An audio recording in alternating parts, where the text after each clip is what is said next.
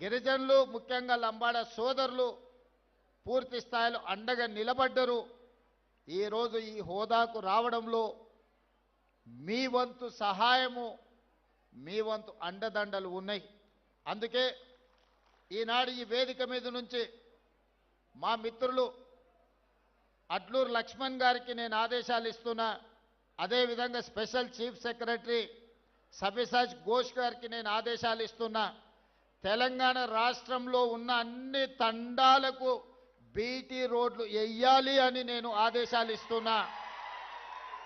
ఈనాడు మా లంబాడ యువకులు చైతన్యంతో వివిధ జిల్లాలు వివిధ రాష్ట్రాలకు వెళ్ళి వ్యాపారాల రూపంలో ఆర్థికంగా ఎదిగినరు. తండాలో ఉన్నవాళ్ళు సైకిల్ మోటార్లు కొనుక్కున్నారు, బయటకు వచ్చిన వాళ్ళు కార్లు కొనుక్కున్నారు. సొంత ఊరికి వెళ్ళాలి అని అంటే వాళ్ళ తండాకి వెళ్ళాలి, తండలో ఉండే వాళ్ళ దాయాదులను కలవాలి అని అంటే వాళ్ళు కొనుక్కున్న సైకిల్ మోటార్ అయినా కార్ అయినా ఆ తండాలకు వెళ్ళలేని పరిస్థితి. వాళ్ళు బయట ఎంత గొప్పగా రాణించినా సొంత ఊరికెళ్ళి సొంత వాళ్ళని కలవాలనుకున్నప్పుడు రహదారులు లేని పరిస్థితి ఈరోజు మన రాష్ట్రంలో ఉంది. అందుకే స్పష్టమైన ప్రణాళికతోని నేను చీఫ్ సెక్రటరీ గారికి ఇన్స్ట్రక్షన్స్ ఇస్తున్నా. ప్రతి తండాలో పాఠశాల ఉండాలి, పాఠశాల భవనానికి మీరు ఏర్పాట్లు చేయండి. దాదాపుగా కొన్ని వేల గ్రామ పంచాయతీలను గత ప్రభుత్వం చేసినా అన్నది, కానీ ఏ గ్రామ పంచాయతీలో గ్రామ పంచాయతీ భవనం లేదు.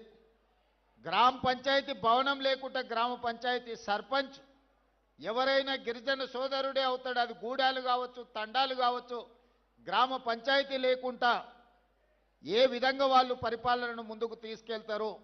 అందుకే గిరిజన గ్రామ పంచాయతీలో రాష్ట్రంలో ఎన్నుంటే అన్ని గ్రామ పంచాయతీ భవనాలు నిర్మించడానికి మీరు ప్రణాళికలు సిద్ధం చేయండి.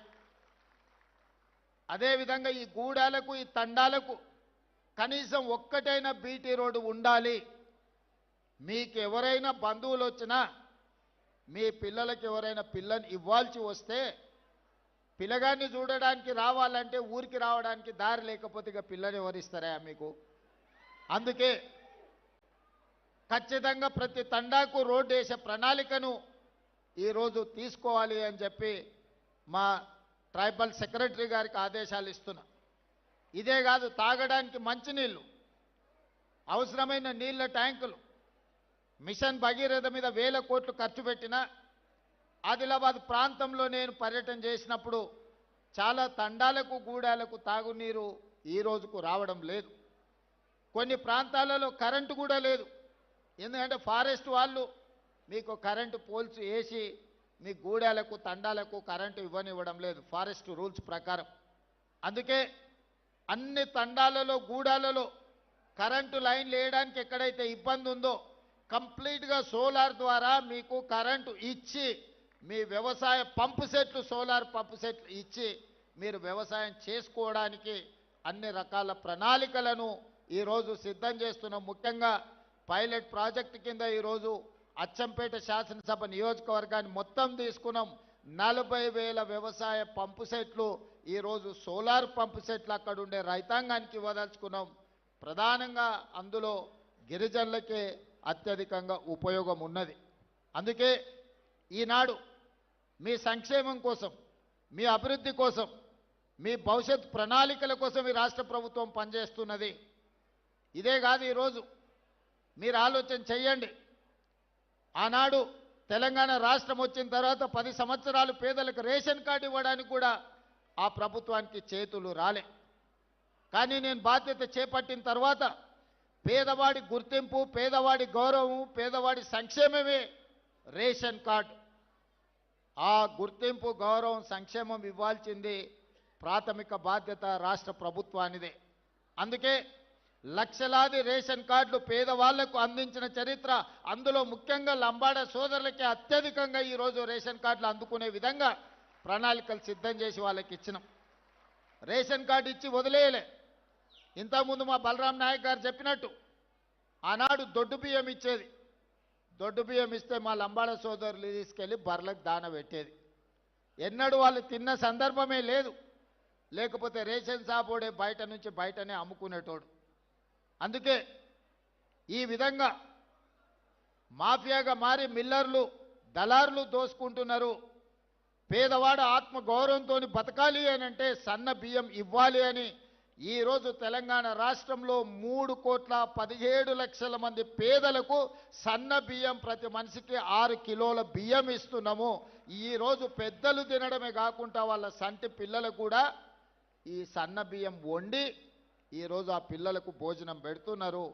నేను ఒక గిరిజనుడి ఇంటికి భద్రాచలంలో వెళ్ళి స్వయంగా బియ్యంతో వండితే ఎట్లా ఉంటుందో ఆ గిరిజనుల ఇంట్లో కూర్చొని నేను భోజనం చేసి వచ్చిన. ఎందుకంటే మనం ఇస్తున్న బియ్యం సరైన విధంగా ఉన్నాయా లేవా అని. ఈడ ఇంతమంది మా గిరిజన సోదరులు ఉన్నారు. 90% మీకు అందరికీ సన్న బియ్యం వస్తున్నాయని నేను భావిస్తున్నా. ఈరోజు అందరూ సన్న బియ్యం తింటున్నారు. దీనివల్ల 2 ప్రయోజనాలు. రాష్ట్ర ప్రభుత్వం మీకు సన్న బియ్యం ఇవ్వడం వల్ల సన్న బియ్యం రావడమే కాదు, అంతకుముందు సన్న బియ్యం 60 రూపాయలు కేజీ ఉండే మార్కెట్లో, ఇవాళ 45 రూపాయలకు తగ్గింది. ఎవరైనా కొనుక్కోవాలన్నా కూడా ధర తగ్గి ఈరోజు పేదలకు సన్న బియ్యం కూడా అందుబాటులోకి వచ్చినాయి. ఇదే కాదు, వ్యవసాయ భూములు ఉన్న వాళ్ళకు ఉచిత కరెంట్ ఇచ్చినాం. నేను పాదయాత్రకు పోయినప్పుడు పేదలు మా దగ్గరకు వచ్చారు. పట్టణ ప్రాంతాలలో ఉన్న పేదలు నా దగ్గరకు వచ్చి చెప్పినారు, భూమి ఉన్నవాడికే ఉచిత కరెంట్ ఇస్తున్నావు, మరి మేము పేదవాళ్ళం మా ఇంటికి బిల్లులు కడుతున్నాం కదా అని. అందుకే ఈనాడు పేదవాడికి కూడా 200 యూనిట్లు ఉచిత కరెంటు ఇవ్వాలి అని ఈరోజు రాష్ట్ర ప్రభుత్వం తీసుకొని 2 సంవత్సరాల నుంచి అమలు చేస్తే 51 లక్షల పేదల కుటుంబాలు ఈరోజు 200 యూనిట్ల ఉచిత విద్యుత్తును ఈరోజు వాడుకుంటున్నాయి. ఇక్కడున్న చాలామంది గిరిజన కుటుంబాలు, లంబాడ కుటుంబాలు, దళిత కుటుంబాలు ఈరోజు 200 యూనిట్ల ఉచిత విద్యుత్తును గ్రామాలలోనే కాదు పట్టణాలలో కూడా ఇవాళ మీ కరెంటు బిల్లులు మిగులుతున్నాయి. ఈరోజు ఈ విధంగా పేదలకు, ముఖ్యంగా మా ఆడపడుచులకు, గతంలో అమ్మగారింటికి వెళ్ళాలన్నా, అమ్మవారిని దర్శించుకోవాలన్నా ఇంటాయనను లేకపోతే కన్న కొడుకు దగ్గర చేయి ఆపే పరిస్థితి. వాళ్ళు దసరా పండుగకు అడిగితే ఉగాదికి వదిలే ఏం తొందర ఉంది, ఏం మునిగిపోతుంది అని అంటే బాధపడేటోళ్ళు. అరే అమ్మని చూసొద్దామంటే బస్ కిరాయి లేని పరిస్థితులు అని. కానీ ఇవాళ ఈ 2 సంవత్సరాల డిసెంబర్ 9, 2023 నాడు మొదలుపెట్టినాం. 2 సంవత్సరాల 2 నెలలు పూర్తయింది. 9,000 కోట్ల రూపాయలు ఈరోజు ఆడపడుచులకు ఆర్టీసీలో ఉచిత బస్సు ప్రయాణానికి రాష్ట్ర ప్రభుత్వం ఖర్చు పెట్టింది. ఇక్కడ ఉన్న మా ఆడపడుచులందరూ, మీరు ఉద్యోగులు కావచ్చు, విద్యార్థులు కావచ్చు, లేదా సామాన్యమైన మహిళా గృహిణులు కావచ్చు, ఎక్కడైనా ఎప్పుడైనా ఎవరైనా ₹1 బస్ కిరాయి మిమ్మల్ని అడిగినరా? ప్రారంభించిన రోజు నేను చెప్పిన, నేను ఎక్కడికో వెళ్తే ఒక అక్క వచ్చి అయ్యా బస్ ఎక్కితే కిరాయి అడిగితే ఏం చేయాలని. ఏం లేదమ్మా, నా ఫోటో జేబులో పెట్టుకో, సూపి మా తమ్ముడు పట్నంలో ఉంటాడు, కిరాయి పైసలు ఆయన ఇస్తాడు తెచ్చుకోపో అని. ఏడ కూడా మీరు చెయ్యి అడ్డం పెట్టే బస్ ఆపుతున్నారు, మీరు దిగుతున్న కాడ దించుతున్నారు. ఇవాళ కొన్ని కోట్లాది ప్రయాణాలు మా ఆడపడుచులు ఈరోజు ఉచితంగా బస్సు ప్రయాణం చేస్తున్నారు. ఇదేగా స్వయం సహాయక సంఘాలతోటి ఈరోజు మీరు బస్సులో ఉచిత ప్రయాణమే కాదు, ఈ సంఘాలకు 1000 బస్సులు ఇచ్చి మీరే ఆర్టీసీకి బస్సులను పెట్టేటట్టు ఆర్టీసీ యజమానులను ఆడపడుచులను చేసినాము. సహాయక సంఘాలలో ఉన్న మహిళలకు ఈరోజు ఉపయోగమైంది. సోలార్ బిజినెస్ అంటే, సోలార్ విద్యుత్ ఉత్పత్తి అంటే ఒకప్పుడు అదానీ అంబానీల గురించి చర్చించేది. ఈరోజు తెలంగాణలో ఉన్న ఆడపడుచులకు 1000 మెగావాట్ల సోలార్ విద్యుత్ ఉత్పత్తి చేసే వ్యాపారాన్ని ఈరోజు ఆడపడుచులకు అందించినాం. అందులో గిరిజనులకు ప్రధానంగా ప్రయోజనం జరిగింది. ఇదే కాదు, హైటెక్ సిటీ అంటే ఇన్ఫోసిసో, మైక్రోసాఫ్టో, విప్రోనో ఇంకో పెద్ద పెద్ద సాఫ్ట్వేర్ కంపెనీలు అనుకున్నారు. కానీ ఆ పక్కనే 3.5 ఎకరాలు 1000 కోట్ల రూపాయల విలువైన భూమి ఈరోజు మహిళా సంఘాలకిచ్చి ఇందిరా మహిళా శక్తి బజార్ అని చెప్పి ఈరోజు పెద్ద పెద్ద సంస్థలు అక్కడికి వచ్చి వాళ్ళు ఉత్పత్తి చేసే వస్తువులను